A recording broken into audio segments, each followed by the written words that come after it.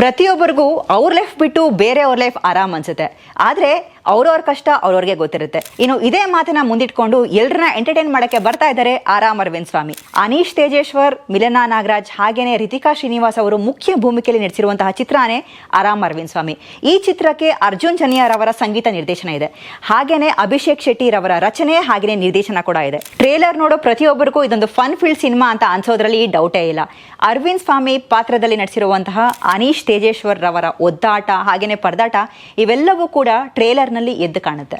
ಇನ್ನು ಈ ಟ್ರೇಲರ್ ನಲ್ಲಿ ತೋರಿಸಿದಂತಹ ಫನ್, ಹ್ಯೂಮರ್ ಹಾಗೇನೆ ಎಂಟರ್ಟೈನ್ಮೆಂಟ್ ಇಡೀ ಸಿನಿಮಾದಲ್ಲಿ ಕ್ಯಾರಿ ಮಾಡಿದೆ ಆದಲ್ಲಿ ಅರವಿಂದ್ ಸ್ವಾಮಿ ಗೆಲ್ಲೋದ್ರಲ್ಲಿ ಡೌಟೇ ಇಲ್ಲ. ನಮ್ ಗಣಿ ಬಿಕಾಂ ಪಾಸ್ ಹಾಗೇನೆ ಗಜನನ ಅಂಡ್ ಗ್ಯಾಂಗ್ ಈ ಸಿನಿಮಾದ ಮೂಲಕ ನಮ್ಗೊಂದು ಒಳ್ಳೆ ಸಿನಿಮಾ ಕೊಡ್ತಾರಪ್ಪ ಅಂತ ಭರವಸೆ ಮೂಡಿಸಿರೋ ಅಭಿಷೇಕ್ ಶೆಟ್ರು ಈ ಸಿನಿಮಾದ ರೈಟಿಂಗ್ ಹಾಗೇನೆ ಡೈರೆಕ್ಷನ್ ಅನ್ನ ಮಾಡಿದ್ದಾರೆ.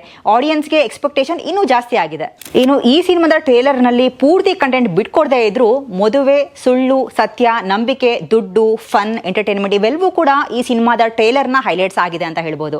ಅಚ್ಯುತ್ ಕುಮಾರ್ ಸೇರಿದಂತೆ ಹಲವಾರು ತಾರಾ ಬಳಗವನ್ನ ಈ ಸಿನಿಮಾದ ಟ್ರೇಲರ್ ನಲ್ಲಿ ನಾವು ಕಾಣಬಹುದು. ಒಟ್ಟಾರೆ ಹೇಳೋದಾದ್ರೆ ಈ ಸಿನಿಮಾದ ಟ್ರೇಲರ್ ಅನ್ನ ನೋಡಿದ ಪ್ರತಿಯೊಬ್ಬರಿಗೂ ಕೂಡ ಇದೊಂದು ಕಂಪ್ಲೀಟ್ ಪ್ಯಾಕೇಜ್ ಅಂತ ಅನ್ಸೋದ್ರಲ್ಲಿ ಡೌಟೇ ಇಲ್ಲ.